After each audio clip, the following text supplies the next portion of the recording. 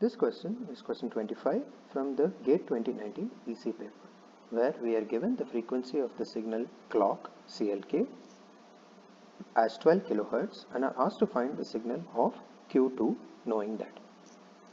Underneath the question, you will find the title of the NPTEL course or video relevant to this topic.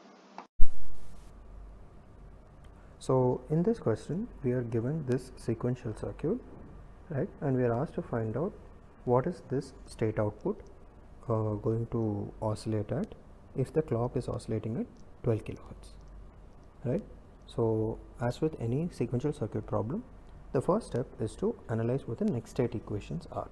That is, if the value of Q1 and Q2 are known, then what will the value of Q1 and Q2 become after the clock has pulsed? That is, what is its next state? Q1 and Q2 are called the state of the system. What is the next thing that the state will become? That's the next state, right? So it's fairly straightforward. If you take Q1 bar, it comes here, and if you take Q2 bar, it comes here. So the idea is that whatever comes here, since it's a D flip-flop, will become the next state of Q1, right? And its complement, of course, becomes the next state of Q2, goes through an inversion, right?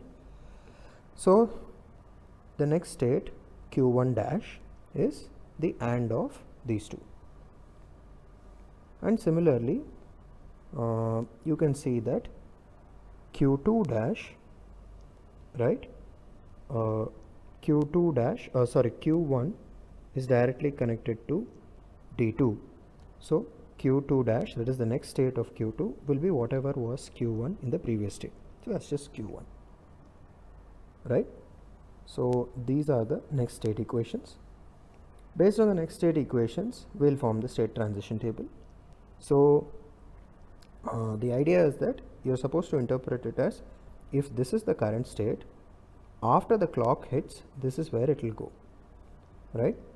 So for 0 0, what will Q1 be? What will Q1 dash be?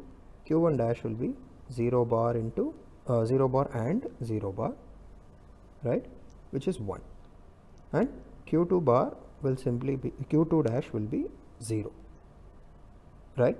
So similarly, you can work out that these are the states, the next states for the given current states. Just substitute the values of Q1 and Q2 in the next state equations. And finally, if you want to know how the states will change starting from some initial state, you will have to traverse through the state transition table like this. For example, if you start at 0 0, it goes to 1 0, right? It goes like that.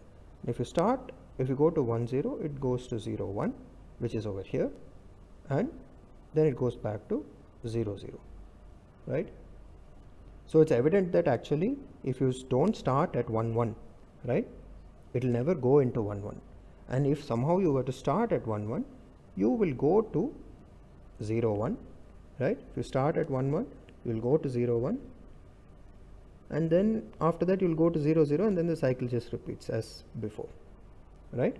So 1 1 is a state that you can only reach in an initial state, but after that you will never reach 1 1 in the steady state. So the steady state, however, will look like this, right? 0 0 becoming 0 0, becoming 1 0, becoming 0 1, becoming 0 0, and this cycle will repeat. So the point is that Q2, right? Q2 is the signal of interest here.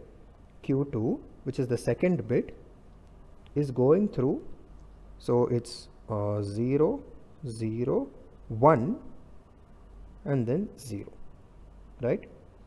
So the idea is that this is the first clock edge, this is the second clock edge, this is the third clock edge, and this is the fourth clock edge, and finally this is the fifth clock edge, right?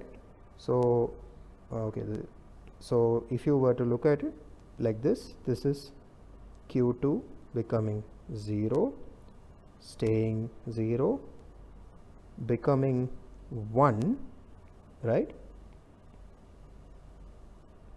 becoming 1, and then going back down to 0 again. So each one of these is a clock. So Q completes one cycle for every 3 cycles of clock, right? So the point is that if you start at so the idea is that before 0 0 the state was 0 1, so Q2 would have been 1 over here. So from here to here you transition through 3 clock states, right? So that's 1 clock period, 2 clock periods, and 3 clock periods. So the idea is that TQ2 is T clock by 3, T clock is 12 kilohertz, and so that's 4 kilohertz. So the answer for this problem is 4 kilohertz.